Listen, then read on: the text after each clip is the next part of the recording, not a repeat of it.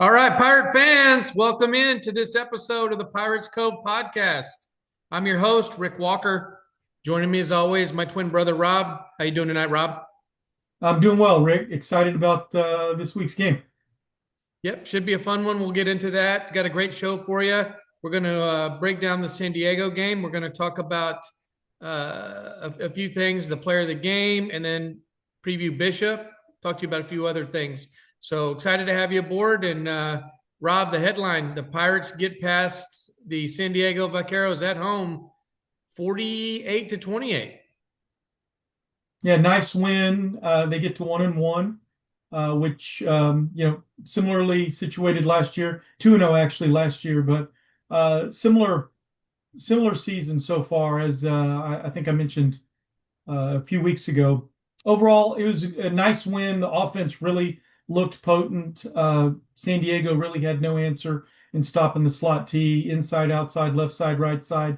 We were able to move the ball methodically up and down the field. Had a few big plays. Several players had really nice games. Jaxon Keown, Zane Rios, Reed Snyder, all of them played really well on offense. The offensive line did a really nice job of moving the line of scrimmage, creating gaps. And San Diego was trying to fill each of those gaps, but they were either getting moved or they guessed wrong, and we made big plays up and down the field. So excited about the offensive performance. Defense was very up and down, is what I would say. I don't want to be too critical. I think they made some really nice plays, created some turnovers. We got to see the turnover sword in action, which was great. I think there were 3 footballs put on the turnover sword, and really really enjoyed watching the excitement the boys had doing that. We gave up some big plays, a few in the pass game. We gave up one in the kick return game, which I think will be things that I know they're working on this week to protect against. San Diego's a quality ball club. They were picked to win, and they're still picked to win, favored to win their district, same district Bishop's in, by the way. And I think, very similarly for San Diego, they have a tough non-district schedule. They go into the eight team district. They're going to be right there at the end for the district championship. So while they're a division or classification below Rockport-Fulton, they are a high quality team, and traveling all that way, they put up a scrappy effort just as we expected. Yeah, for sure. Especially early on, it was a tough matchup, but the Pirates' offensive line, I would say, had their way. The backs had a great night. We had 2 100-yard plus rushers in Trey Alvarado and Zane Rios, right? And early on, Trey had that nice 59-yard run that got called back, and then the next play, Zane gets the ball and goes almost the whole way and gets stopped. But both of those guys went over 100 yards. We threw for over 100 yards. And speaking with Coach Souza today, he mentioned that they like to have a 100-yard rusher, a 100-yard passer, and a 100-yard receiver is what their goal is on offense from an individual stats standpoint. Keep it balanced, right? Make it challenging or more difficult for the opponents to defend the Pirate offense. But didn't get the 100-yard receiver, but still was productive. Dropped back 21 times, and there were no sacks. Reed Snyder didn't get sacked once, had plenty of time. Receivers were running open. So the offense definitely, I would say, had their way with the Vaquero defense, and then wearing them down. The second half was a little disappointing offensively. And speaking with Coach Souza, you mentioned that, we can't put up 42 first half points and only 7 second half points, right? So, was it 48 or 49? Did I get that number wrong? I think I got the. No, you had it right. 20-point difference. Yep. Yeah.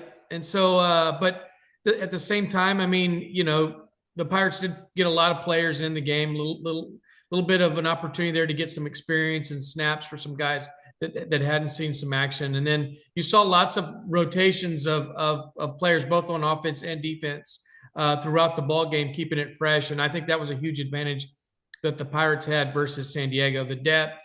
And again, I think that pays dividends as we get into district play in October. So Sure. overall, a great performance. You called it out on the defense. I thought that the adjustments by the defense in the second half worked out well. Again, in talking with Coach Souza, he mentioned that, 10 kids would do something right, and 1 kid would go the wrong direction or have the wrong read. and it just be that we'd end up paying for that. And that's learning, right? That's getting reps. That's playing kids. I think he's really focused on trying to limit the reps of the guys he's really got to count on, and developing the younger kids so they can be counted on. And this season, when you make a playoff run, it's a marathon, not a sprint. And you got to have a lot of healthy bodies and a lot of people who can step up and fill in roles and be productive and contribute. And I think that's what they're pushing to develop. And I think that's showing, and it showed in San Diego. I will say, though, the biggest thing for me looking at that ball game was we punched San Diego in the mouth instead of waiting to be punched in the mouth, kind of like we got punched in Orange Grove. And I think that was the big difference. It set the tone. We were playing faster. We were playing physical. We were blocking better. We were tackling better. I will say, San Diego's got some guys. I mean, they were impressive. Salinas, I was super impressed with on their team. Both offense and defense. He played quarterback. He played punter. He played safety, and he was very, very physical on several plays. That was to me their standout player. But overall, fun game to watch. Great game to call. Especially with Ethan, got to be at the booth and call that. That was a lot of fun, especially a victory like that at home. Yeah. A lot of excitement, and look for more of that. Right, this is why we do what we do. It's fun when we win, and it's especially fun when you put up 42 first half points. So, yeah, all good calls. I think one other thing to point out, or a couple things actually, the development for these young Pirates is afforded us by the 6 pre-district or non-district games, right? So you have the opportunity to shuffle kids in and get them reps, get them, as you and I like to say, seat time to play the role potentially that they can fill, whether that be for injuries or building depth. Situationally, it may cause some missed assignments here and there to start, but as we get into the season, as these kids get more and more confidence, they start recognizing formations, they start doing some things where they're better and better and better. The team is going to be better for it, right? So when you contrast that to like San Diego's district or Bishop's district, where there's 8 teams in the district and you're one of 8, you get 7 district games and 3 non-district games.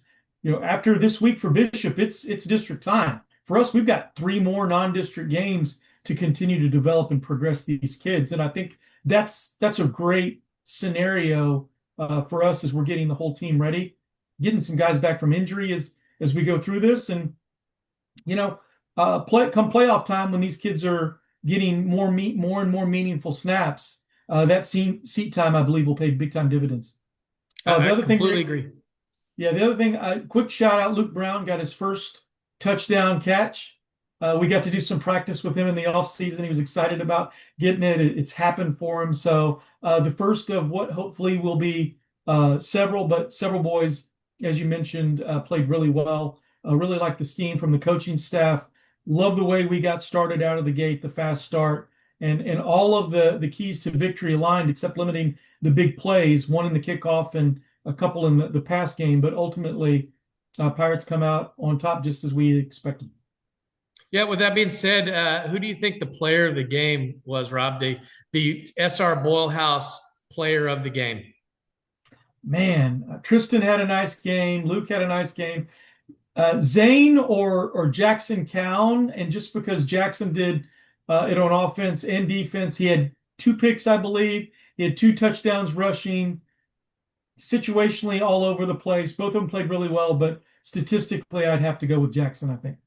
It is Jaxon. That's exactly right. Jaxon Keown is our SR Boylehouse offensive defensive player of the game because he scored the 2 touchdowns and had the 2 turnovers, and he got to do use the turnover sword, the new motivational fun, they kept it fun celebration whenever a turnover to encourage more turnovers, and I think that worked out well this week. I do as well, and I got to shout out Zane. Zane had big runs. He caught a beautiful touchdown pass right out in front from Reed Snyder. Great ball, on time, right place. Made a great read. I mean, just overall, it was beautiful. Zane played really good football and could easily be the player of the game as well. I agree. It was a push, but Well, we need to have Zane on the next coaches show, so I'll push to get that on. So love to have him. Great personality that comes with that. But overall, fun game. But as Coach Souza likes to say, we're on to Cincinnati, or in this case, we're on to Bishop. And so let's talk about these Bishop Badgers, Rob. What are the Pirates running up against here as they travel to Bishop Friday night at 7 p.m.? Yeah, Rick. So if I was to break it down, I think the Bishop Badgers are very similar to the Rockport-Fulton Pirates a year ago. Little different scenario, but they're invigorated or re-energized by a new head coach. They're led by first-year head coach David McHugh, who's the former Ingleside OC. The Badgers compete just like San Diego in 16-3 AD1, and Dave Campbell's picks them to get second in that 8-team district with, as I said earlier, San Diego to win it. The Badgers are coming off a 6-5 by district 2024 season with all 6 of their wins, which I think can be replicated in district play last year. So they went 0-3 previously, and then they went 6-1 in district for that 6-5 record with a playoff loss in round 1 to Goliad. So who was really solid team last year.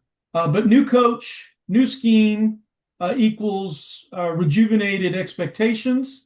McHugh is known for his high-powered spread offense. You're going to see spread, zone read, RPO on offense.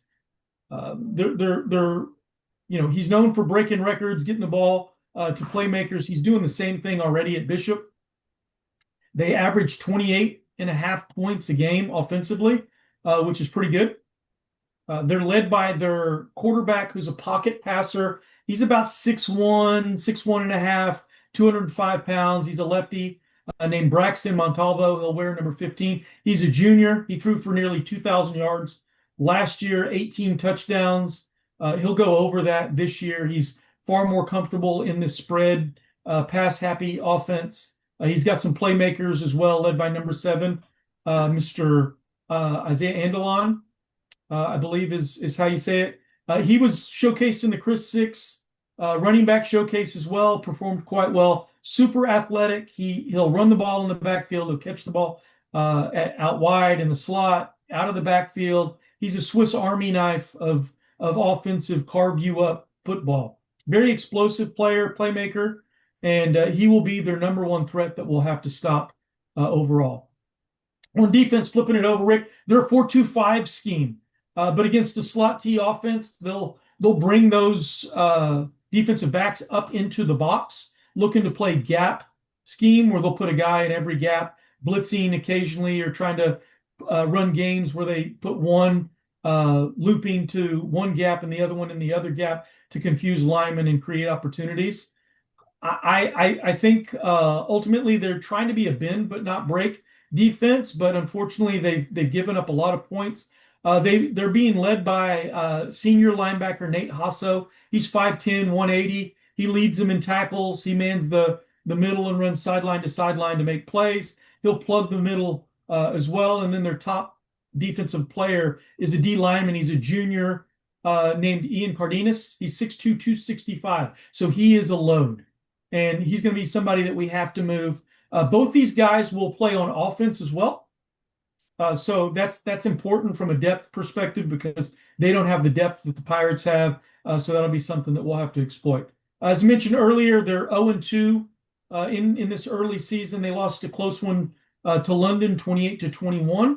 And then they lost a super close one to Brownsville Pace, 35-34. So they're giving up 31.5 points a game, which, hopefully these Pirates can continue to exploit. I would expect them to do that as they haven't seen a slot T offense like many of our opponents have thus far. We were able to move the ball, create big plays. I would expect us to do that again this week in what could easily be a very high-scoring shootout of a football game over in Bishop. So really looking forward to it. I do have a prediction, but I will save it. But we're in for a solid matchup, Rick, and I think one that is good experience for our defensive backs, number 1, and number 2, I think one that will get our offensive backfield going similarly to what we just did with San Diego. Multiple players picking up big plays, big stats, and just having a lot of fun offensively. Yeah, it should be a fun ball game. I look at that team. They actually could be 2-0 coming into this game because both of those games they had opportunities to win. Matter of fact, they went for 2 to try to win it against Brownsville Pace and didn't, and ended up losing by a point.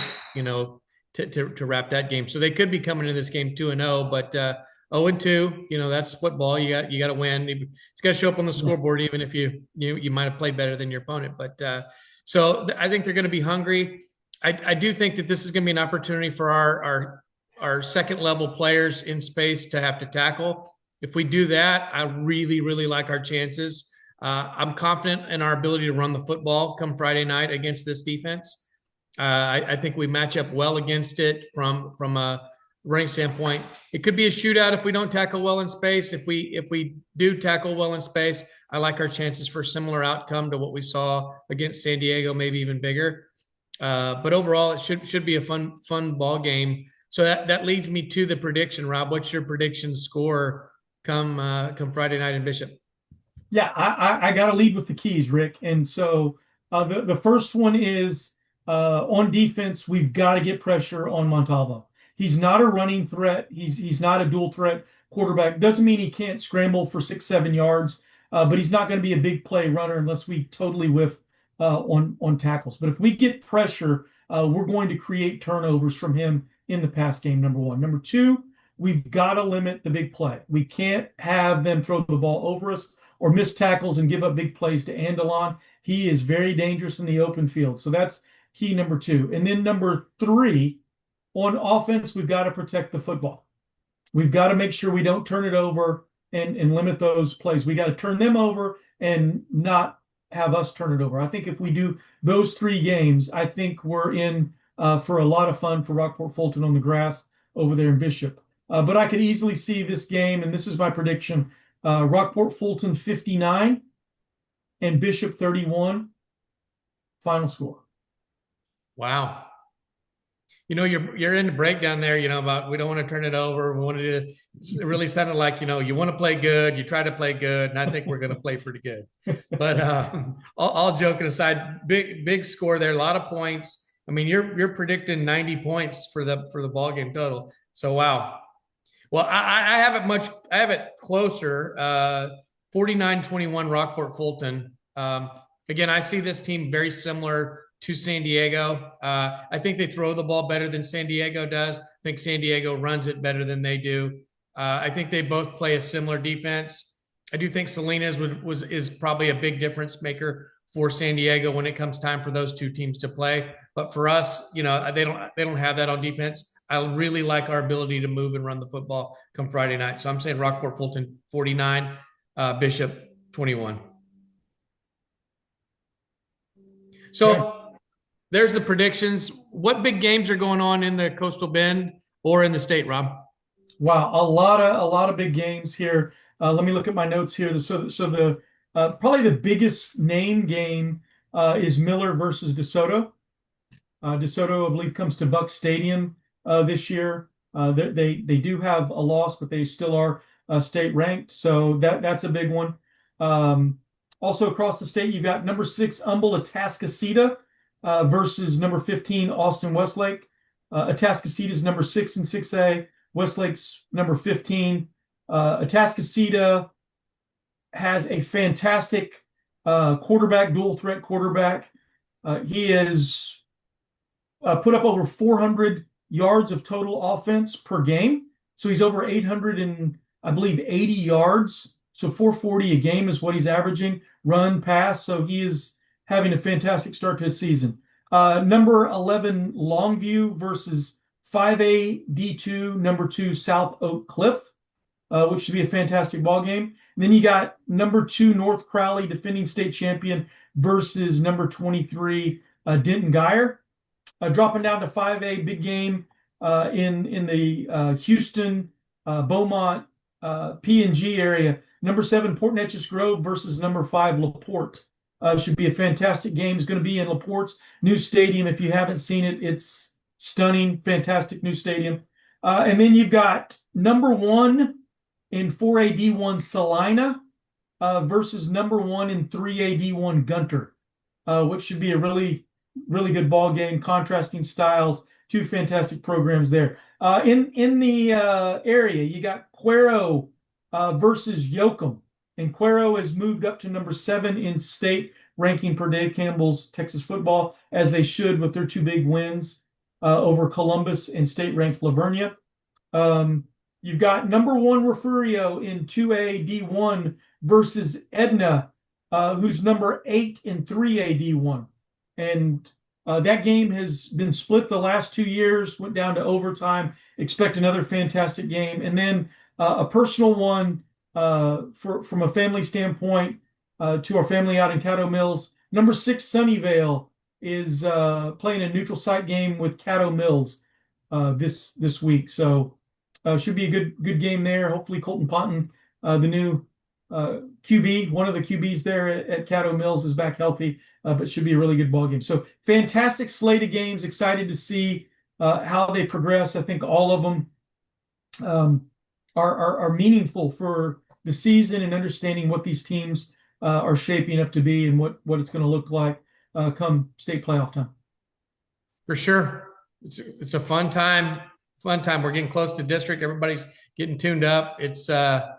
It's the best time of year. We talk about it all the time. So you know, Rick, I would love to have the ability to just check in and watch some of each one of these games and move from game to game. So you know, it would be great to see how some of these games are going here. So we will keep you posted on the broadcast, though, right? Yep, for sure. You can always get the scores from us on the broadcast, which, great segue there, Rob, just to invite you guys. If you can't make the trip to Bishop, obviously we encourage you to get out there. The best way to support the Pirates is loud, proud, and in the stands. But if you can't get to Bishop, then tune in on the Pirates Cove Sports Network on our YouTube page. It'll come from a link on our Facebook page. But we invite you over to watch that game live stream. We had a great turnout last week, Rob. We had over 2,000 viewers on the broadcast, which was outstanding. Which leads me to a challenge. I challenge every Pirates Cove member, everybody that's seeing this. If you haven't already, please go out to our YouTube page, like and subscribe, if you will. We're trying to do everything we can to monetize that page so it generates revenue for the athletic program. That money goes back directly to athletics. We had over 2,000 views, but we have about 700 subscribers on that channel. So trying to get to 1,000, need 300 more. So I challenged everybody that's a student at Rockport-Fulton ISD to like and subscribe.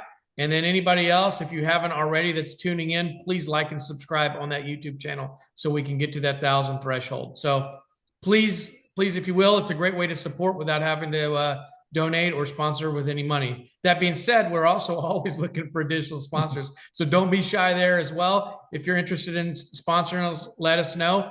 You can reach out to me on Facebook or Gabriel Trevino on Facebook Messenger, and we're happy to get you situated with some of the sponsorship options that are available to you guys. So that being said, that's really all I have. Any closing statements, Rob?